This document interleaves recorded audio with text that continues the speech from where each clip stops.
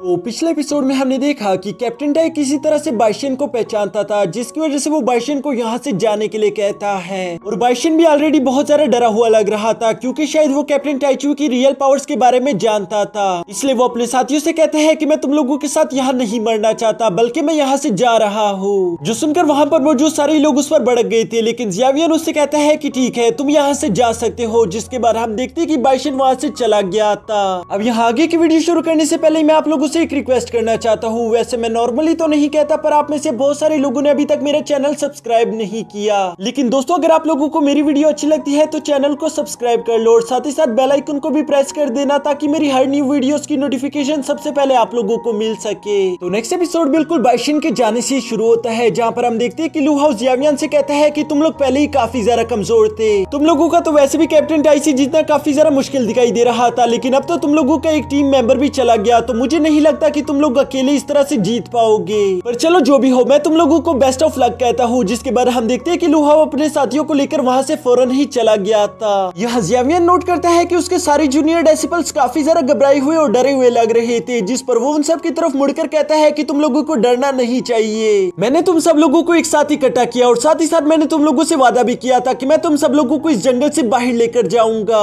तो इसलिए तुम लोगों को मुझ पर यकीन रखना होगा। मैं हूँ ज़ियावियन, जो कि कभी भी किसी से नहीं हारता। यहाँ ज़ियावियन की ये सारी बातें सुनकर हम देखते हैं कि उसकी जूनियर डेसिबल को थोड़ा बहुत हौसला मिल गया था, जबकि दूसरी तरफ कैप्टन टाई उस पर हंसना शुरू कर देता है। वो उसे कहता है कि अच्छा, तो तुम हो ज़ियावियन, जो कि कभी भी किसी से नहीं हारा। देखने में तो मजा आएगा कि तुम्हारे पास कौन कौन सी नई ट्रिक्स है। यहाँ ज़ियावियन उसकी सारी बातें इग्नोर करते हुए अपने साथियों से कहता है कि इन लोगों की टीम का सबसे ज्यादा बड़ी ताकत इनका कैप्टन है, लेकिन तुम लोग फिक्र मत करो, मैं उसे अकेले ही संभाल लूंगा। यहाँ पर वो जूनियर जिया और वू हाउ से कहता है कि तुम लोग बाकी के 3 लोगों को संभाल लेना, क्योंकि अभी इससे कुछ देर पहले ही हमने एक फाइट लड़ी थी, जिसकी वजह से हो सकता है कि हमारे सारे साथियों की स्पिरिचुअल एनर्जी पूरी तरीके से रिकवर ना हुई हो। इसलिए हो सकता है कि इन लोगों के लिए ये फाइट लड़ने में थोड़ी मुश्किल हो। तब तक मैं चाहता हूँ कि तुम लोग इन सब लोगों को संभाल कर रखो।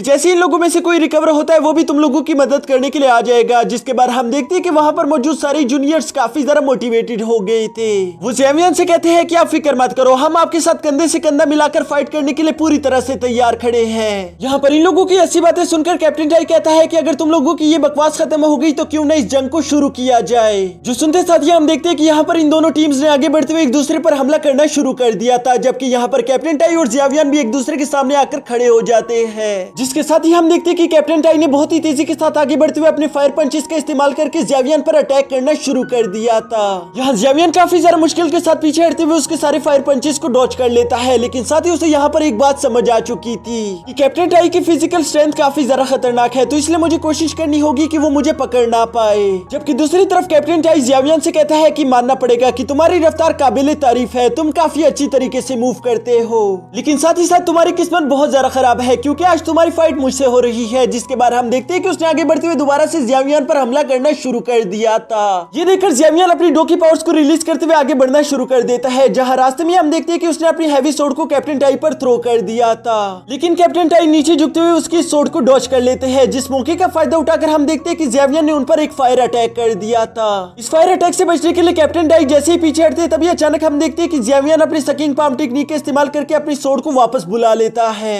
उसका यहाँ पर यही प्लान था कि वो कैप्टन टाइचुई पर पीछे से हमला कर सके, लेकिन हम देखते हैं कि कैप्टन टाई ने बहुत ही आसानी के साथ उसकी तलवार को दोबारा से डॉच कर लिया था। ये देखकर अब ज़ियावियन को काफी ज्यादा गुस्सा आ गया था, इसलिए हम देखते हैं कि वो कैप्टन टाई के आसपास बहुत ही तेजी के साथ मूव करते हुए जंप करके उन्हें एक जोरदार पंच करने की कोशिश करता है, लेकिन कैप्टन टाई तो उसकी इस अटैक को बहुत ही आसानी के साथ ब्लॉक कर देते हैं। उल्टा हम देखते हैं कि उसने ज़ियावियन को बहुत ही जोरदार पंच कर दिया था, जिसकी वजह से ज़ियावियन उड़ता उड़ता सीधे जाकर पीछे चट्टान से जा टकराता है, और इसकी वजह से हम देखते हैं कि ज़ियावियन काफी बुरी तरीके से घायल भी हो गया था। यहाँ कैप्टन टाई मुस्कुराते हुए कहते हैं कि ज़ियावियन, तुम बिला वजह ही मेहनत कर रहे हो, इससे अच्छा यही होगा कि तुम हार मान लो। लेकिन ज़ियावियन काफी ज्यादा एटीट्यूड के साथ कहता है कि तुम्हें इतनी भी जल्दी क्या है, अभी तो मैंने ये सब शुरू किया है। ये सब कहते साथ ही हम देखते हैं कि अचानक से ज़ियावियन ने अपनी ब्लू फ्लेम को एक्टिवेट कर लिया था, जो देखकर कैप्टन टाई काफी ज्यादा शॉक हो गई थी। तभी ज़ियावियन उसे कहता है कि मुझे मालूम हो गया कि तुम्हारा डिफेंस और अटैक दोनों ही काफी ज्यादा स्ट्रॉन्ग है, लेकिन तुम्हारी रफ्तार तुम्हारी कमजोरी है, तुम मेरी तरफ फास्ट मूव नहीं कर सकते। जिस पर हम देखते हैं कि कैप्टन टाई अपने आसपास एक स्पिरिचुअल आर्मर क्रिएट करते हुए कहता है कि हाँ, तुमने बिल्कुल ठीक कहा, लेकिन इस बात से कोई फर्क नहीं पड़ता, क्योंकि मेरा डिफेंस और मेरा अटैक दोनों ही काफी ज्यादा स्ट्रॉन्ग है, तुम चाहकर भी मुझे नहीं हरा सकते। जो सुनकर हम देखते हैं कि अचानक से ज़ियावियन ने काफी तेजी के साथ उस पर अटैक करने के लिए आगे बढ़ना शुरू कर दिया था। यहाँ दूसरी तरफ से कैप्टन टाई ने भी उस पर हमला करने के लिए आगे बढ़ना शुरू कर दिया था, लेकिन बीच रास्ते में हम देखते हैं कि ज़ेवियन अपनी रफ्तार को दुगनी बढ़ा देता है, जिसकी वजह से वो कैप्टन टाई को नजर भी नहीं आ रहा था और ज़ेवियन अपनी इसी रफ्तार का फायदा उठाते हुए लगातार कैप्टन टाई पर अटैक्स करता रहता है, जिसके आखिर में हम देखते हैं कि ये दोनों ही अपनी फुल पावर्स के इस्तेमाल करते हुए एक दूसरे से टकरा गए थे, जिसकी वजह से वहां पर एक बहुत बड़ा एनर्जी ब्लास्ट हो जाता है।